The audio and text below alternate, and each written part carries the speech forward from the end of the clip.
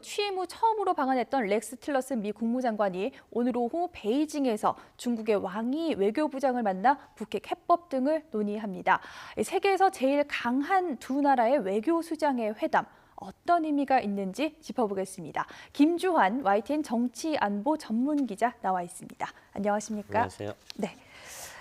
어제 윤병세 외교부 장관과 회담을 했던 틸러슨 미 국무장관이 오늘 베이징으로 가는데 중국과 무슨 이야기를 할 것으로 예상하십니까? 네, 일단 배경을 좀 설명을 드릴 먼저 될 것 같아요. 일본을 거쳐서 한국 거쳐서 오늘 이제 베이징에서 아마 지금 왕 외교부장과 회담을 할 겁니다. 그러니까 좀 전에 중국발 기사를 보면 우리 시각으로 오후 5시 기자회견을 한다라고 하니까요. 네. 그러니까 사실 어제 의미에 비해서 보다 더 중차된 건 오늘 중국과의 만남, 중국 네. 외교수장과의 만남. 아무래도 우리로서는 북핵과 그에 따른 사드 문제가 가장 크겠죠. 네. 그렇지만은 이 부분에 대해서 지금 이 미중 두 나라가 한 차례씩 이 공방을 벌인 적이 있습니다. 물론 대변인 격에서인데 중국은 사드 배치를 처리하거나 늦춰라. 미국은 그렇게 할 수 없다. 네. 중국이 한국에 대한 경제 보복을 한국 때리기를 중단하라. 이런 입장차를 확연히 했기 때문에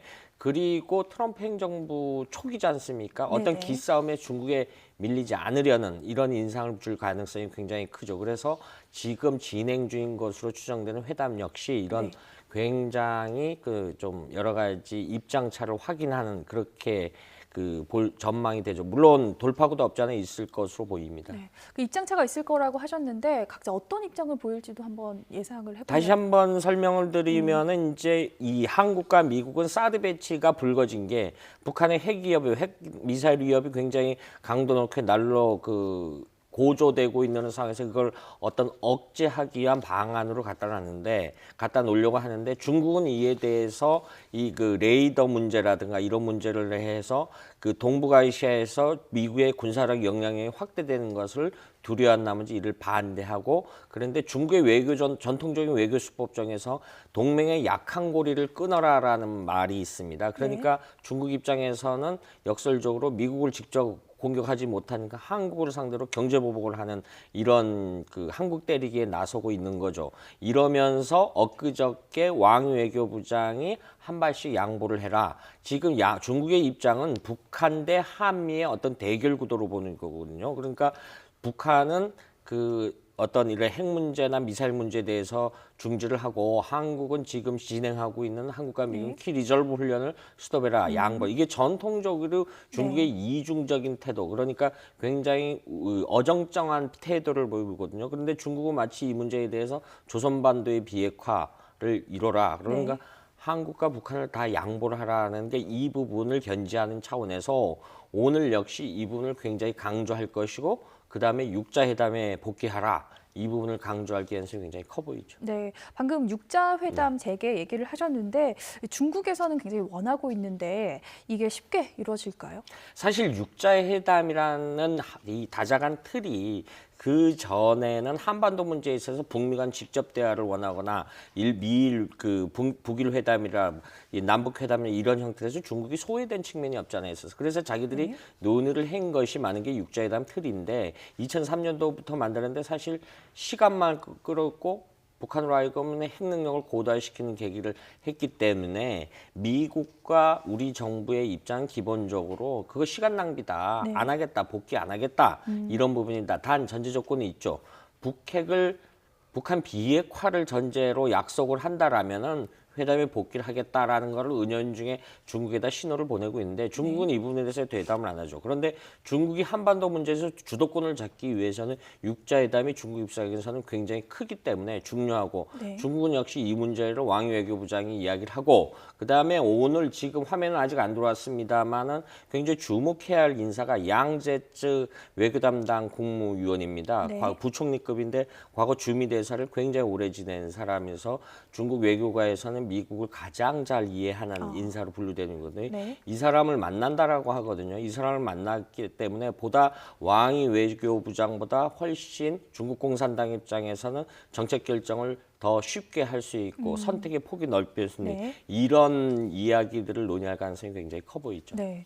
그 육자회담 재개를 만약에 원한다면 미국은 어떤 반응을 내놓을까요? 네, 지금 말씀하신 그 지금 뭐 유엔 대사라든가 이런 사람, 그러니까 미국 유엔 주재 미국 대사 네. 이런 사람이라든가 여러 가지 미국 정책 당국자들이 워싱턴 내 싱크탱크에서가 지금 말씀드린 것처럼 시간 낭비다. 네. 전제를 삼아라. 북한 비핵화를 전제를 삼아라. 네. 그럼 복귀를 하겠다라고 하는데 지금 육자 회담이란 논의 틀의 한계가 뭐냐면은 논의 구조가 데드라인이 없습니다. 네. 그래서 우린 지금 사실은 한국, 미국, 일본 모두 육자회담 수석 대표는 상징적으로 그 보직을 갖춰놓고 있습니다. 있음에도 불구하고 북한 역시 있었는데 최근에 북한 외무상의 이길성 그 부부장이 중국을 방문했고 중국에서 공식적으로 그 공개 석상을 했는데 아무래도 북중 두 나라 간에 육자회담 복귀 가능성이라든가 이 부분에 대한 의제들끼리 그러니까 자신들 간에 의견 조율을 할 개연성이 굉장히 크죠. 그래서 그거를 뒤 배경으로 삼아서 중국은 미국을 상대로 이 부분에 대해서 굉장히 나름대로 뭐 논리 개발이라든가 다른 얘기를 할 가능성이 굉장히 커 보이죠. 네. 이 미국과 중국 현안에는 북핵 문제 말고도 남중국해 영유권이나 무역 불균형 문제 같은 네. 다른 현안들도 많이 있지 않습니까?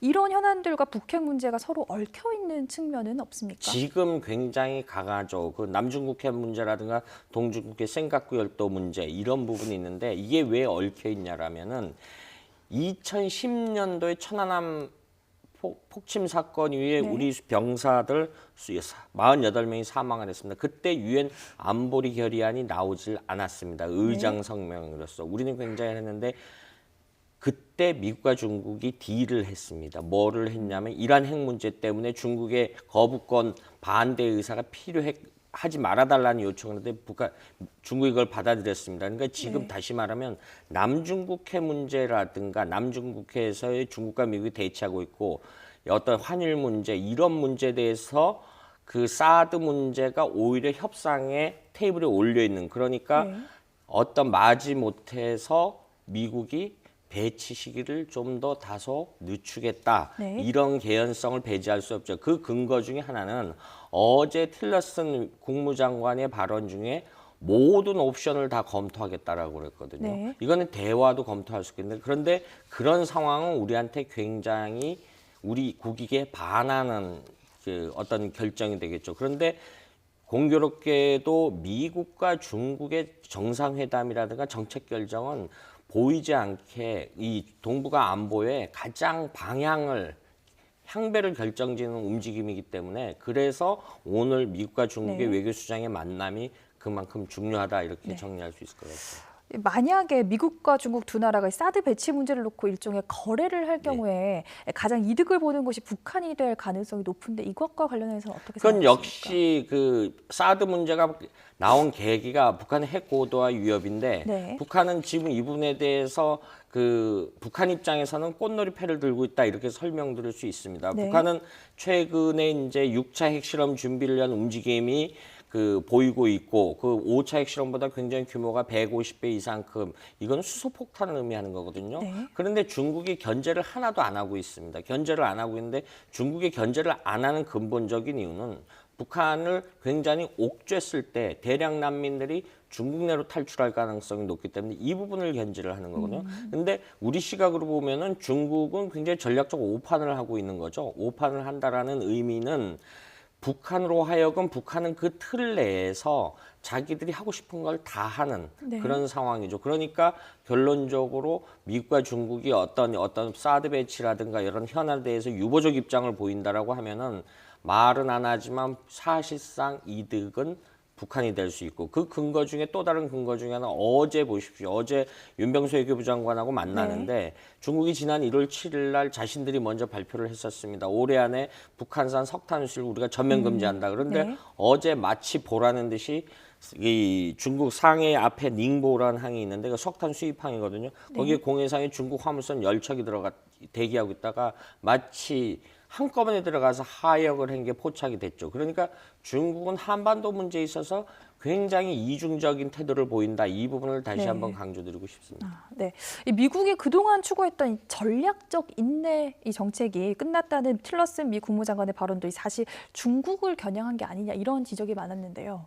그렇죠. 전략의 인내는 참고 기다린다는 겁니다. 쉽게 네. 말해서 북한이 도발을 해도 다음번에 하지 마라. 네. 그러니까 쉽게 말해서 어떤 선언적인 의미를 했는데 이 부분이 어제 틸러슨 장관이 굉장히 강도 높게 얘기를 네. 했죠. 끝났다라고 종식했다라는 표현을 썼는데 네. 그런데 이 문제는 그 중국을 겨냥했다라는 의미는 중국이 앞으로 네. 그 대북 억제에 대해서 도움을 잘 안 되고 실질적으로 도움이 안 된다라면은 네. 중국을 겨냥한다라는 소리거든요. 그 근거 중에 하나는 최근에 중싱통신이라고 영어로 JTE라고 하는데 네. 중국 최고의 그 통신 장비 업체인데 세계에선 한 4위권에 들어가는 굉장히 큰 회사입니다. 이 부분에 네네. 대해서 우리 돈으로 1조 원 이상의 벌금 폭탄을 내렸죠. 그리고 지난해 흉상그룹에 대한 어떤 제재, 이른바 세컨더리 보이콧 2차 제재를 많이 검토를 했는데 중국, 북한, 미국이나 유엔의 보고서를 보면요. 북한과 거래하는 중국 업체가 한 600여 개 된다라고 합니다. 네. 600개 되는데 이것이 북한의 외화소득의 한 40%를 차지하고 있고요. 그런데 이 업체들을 제재를 하겠다라는 거죠. 미국 입장에서는. 네. 제재를 하면 아무래도 중국 경제가 타격을 받겠죠. 네. 이런 부분에 대해서 쉽게 말해서 중국 당신들이 북한에 대해서 실질적인 레버리지를 갖고 있기 때문에 보다 압박이나 실질적인 대북 압박을 하지 않으면 우리는 당신들을 뒤에서 압박을 하겠다. 네. 어떤 페널티를 주겠다. 이것이 결국은 전략적 인내가 끝냈다라는 말의 요지인 것 같습니다. 아, 네. 이 북한 추가 도발 가능성과 관련해서도 관심이 높은데 어떻게 보십니까? 지금 현재 6차 핵실험 준비 움직임이 계속하고 북한이 의외로 그 지난 2월에 북극성 2형 미사일을 하고 그 다음에 그 스커드 ER로 추정되는 미사일 4발을 일본 영해로 발사했지 않았습니까? 이후에 굉장히 좀 조심스러운 부분인데 시점을 이렇게 봐야 됩니다. 지금 4월 6일에서 7일 사이 플로리다에서 미중 정상회담이 열릴 가능성이 굉장히 높고요. 네. 일정은 작고 근데 이 미중 정상회담이 과거의 패턴을 보면 발표를 하기 전까지 북한이 좀 잠잠히 있습니다. 그 네. 이유는 어떤 정상회담 결과물이 나와야 되는데 중국을 굳이 자극할 필요가 없죠. 자신들의 실질적인 후견국인데. 그런데 항상 정상회담 끝나서 정상회담에서 어떤 내용물이 나와서 자신들을 압박을 하면은 마치 거기에 대한 응수라도 하듯이 도발을 강력히 하는 그런 패턴을 보이고 있습니다. 그러니까 도발을 시점을 정상회담 직후 4월 15일 날 김일성 105돌 그러니까 생일이거든요. 네네. 이 부분을 맞춰서 김정은이가 최근 평양의 여명거리 공사를 빨리 마무리하라. 이 시점에 큰 도발을 할 가능성이 굉장히 커 보이는 거죠. 아, 네. 오늘 말씀 감사합니다. 네. 지금까지 김주환 YTN 정치 안보 전문 기자였습니다. 감사합니다.